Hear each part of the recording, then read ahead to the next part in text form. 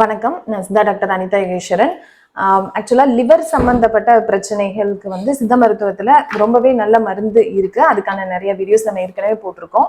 அந்த மாதிரி liver affect ஆகி வந்தவர் தான் சார் ராமச்சந்திரன். இவர் இப்போ 15 டேஸ்க்கு முன்னாடி தான் நீங்கள் மெடிசன் வாங்கியிருக்கீங்க இல்லையா? அந்த 15 டேஸ் முன்னாடி மெடிசன் வாங்குறப்போ இவருக்கு என்ன கம்ப்ளைண்ட் இருந்தது அப்படின்னா, லிவரோட சைஸ் வந்துட்டு 16.8 சென்டிமீட்டர் இருந்தது. கூட ஃபேட்டி லிவர். அது மட்டும் இல்லாம பான்கிரியாஸ்ல வந்துட்டு ஒரு வீக்கம், அக்யூட் இன்டெஸ்டிஷியல் பான்கிரியாடைட்டிஸ், அதாவது கணையத்துல ஒரு வீக்கம் இருந்தது.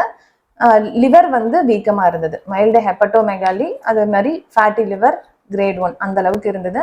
இப்போ அந்த லிவர் அஃபெக்ட் ஆனதுனால இப்போ இவருக்கு என்னன்னா பிலிருபின் லெவல், அதாவது ஜாண்டிஸ் காமாலை அப்படிங்கிற ஸ்டேஜுக்கு போய் பிலிருபினும் வந்துட்டு 1.9 இருந்தது. ஜனவரி 9 பார்க்குறப்ப பிலிருபின் லெவல் 1.9.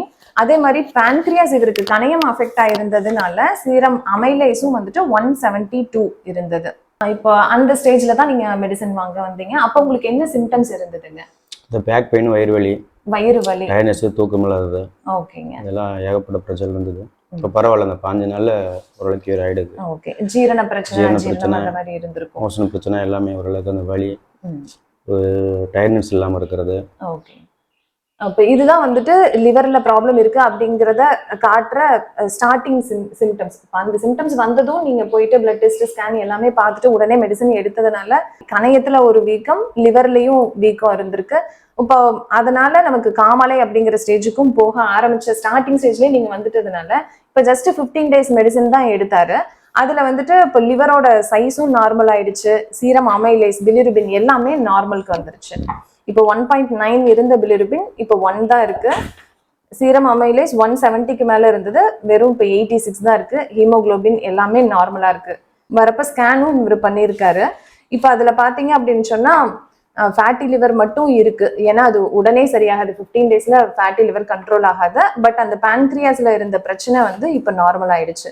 இப்போ பான்கிரியாஸ் வந்துட்டு no evidence of inflammatory changes அப்படியே ரிப்போர்ட்டே வந்துருச்சு.